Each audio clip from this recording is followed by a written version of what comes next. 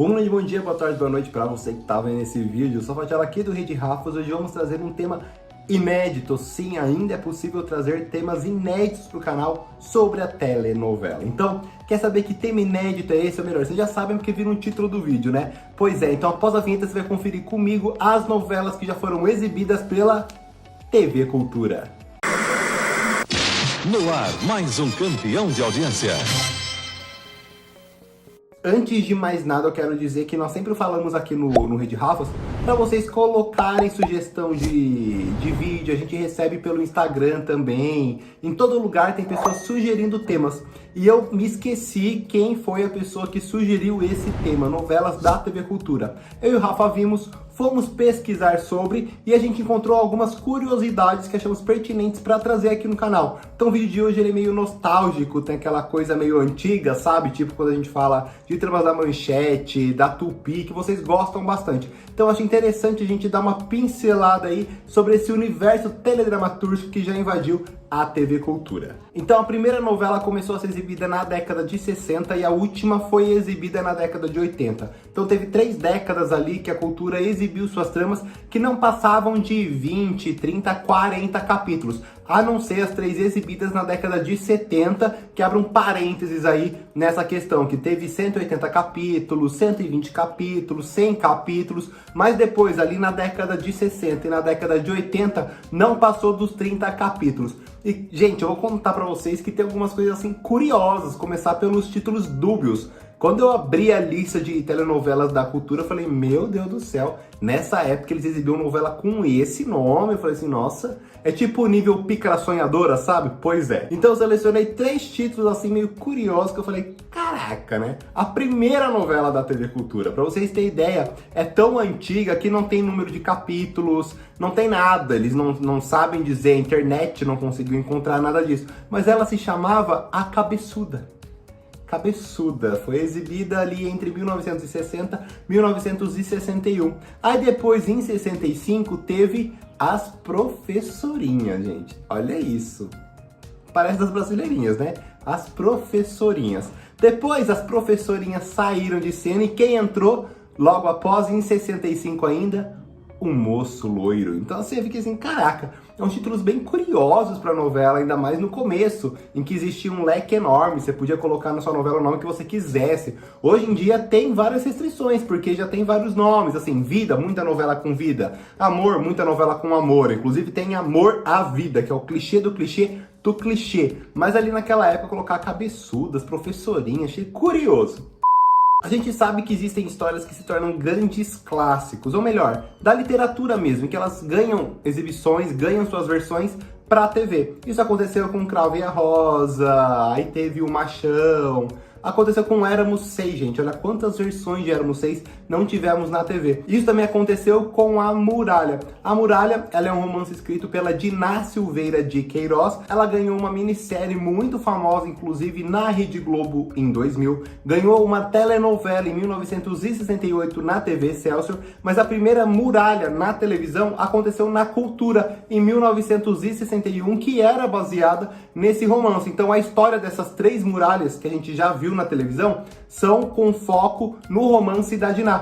Então assim, eu não sabia disso, achei que A Muralha era uma trama assim que veio na Globo, só que teve da TV Excelsior em 1968, mas a primeirona mesmo surgiu na Cultura em 1961. Então imagina uma época completamente assim precária em material, precária em tecnologia, eles conseguirem produzir uma novela com essa história que é forte. Eu considero a história da Muralha muito forte e eu não sabia que a primeira vez que ela chegou na TV foi através da Cultura. Vocês sabiam? Conta aqui pra mim nos comentários.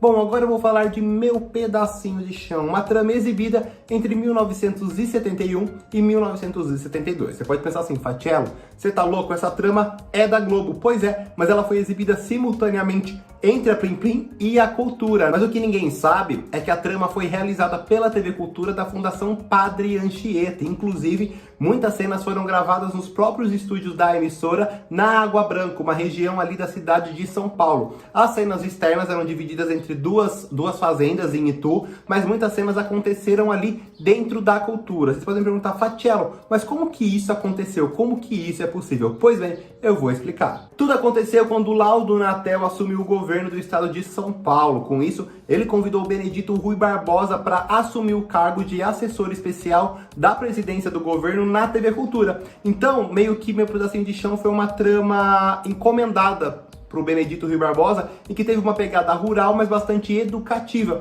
onde o Benedito queria mostrar ali como que era a vida dos trabalhadores, como que era a situação da zona rural do Brasil naquela época. Só que na época ele já tinha contrato com a Rede Globo, então eles se juntaram ali, as emissoras se juntaram e exibiram simultaneamente Meu Pedacinho de Chão. A trama teve 185 capítulos e depois a TV Cultura continuou a exibir tramas longas. Então, logo após Meu Pedacinho de Chão, na década de 70, teve mais duas novelas, uma com 120, 130 capítulos e a outra com 100. Aí chegou nesse momento, ali no comecinho da década de 70, a Cultura parou de exibir telenovelas e voltou com a produção apenas na década de 80.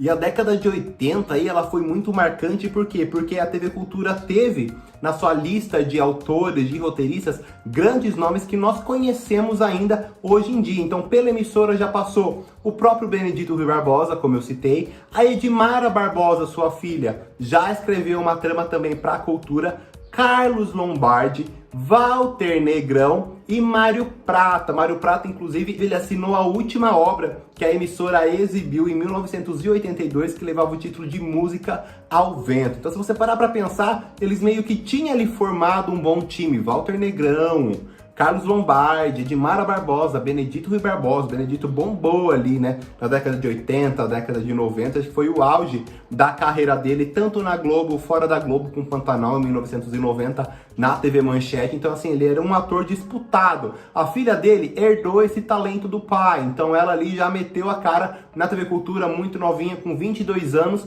já entregou uma novela de 20 capítulos, mas a gente começa assim, devagarinho. Então a Cultura ali, ela abandonou a fase das novelas na década de 80 e começou a investir em conteúdo mais pro público infantil. Aí veio Castelo Rá-Tim-Bum, Mundo da Lua, que eu amo assistir até hoje, e os desenhos da Cultura, gente. O que são os desenhos da Cultura? Pra mim são os melhores. Arthur, Pingo e... Calma que eu vou lembrar o nome do outro, que eu gosto pra caramba. Eu gosto tanto e não lembro do nome. É o Pequeno Urso, pô. Pequeno Urso, pra mim, ele tem um roteiro, ele tem... Você assiste, você fica numa paz, numa tranquilidade. Então, assim, Pequeno Urso pra mim é sensacional. De vez em quando eu ainda vejo na internet alguns episódios do desenho, que pra mim é fenomenal do começo ao fim. A gata, a pata, enfim, tudo ali é maravilhoso. Mas você sabia que a Cultura já teve essa pegada teledramatúrgica? Como será que seria se eles continuassem investindo no ramo? Pois é, agora eu quero saber de vocês. Curtiram essas curiosidades? Gosta quando a gente traz assim uns temas lá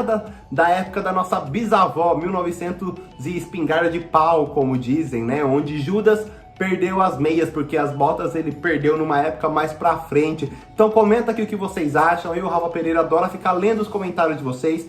Tem sugestão de vídeo? Pô, comenta aqui também, que foi um telespectador que comentou sobre esse tema. Nós gostamos e estamos trazendo ele hoje pra vocês. Se ainda não curtiu esse vídeo, curta, faça isso quanto antes. Ative o sininho das notificações para não perder nenhuma novidade que pintar no Rede Rafas, mas antes, se torne um inscrito do canal. Eu vou indo nessa e te encontro muito em breve. Fui!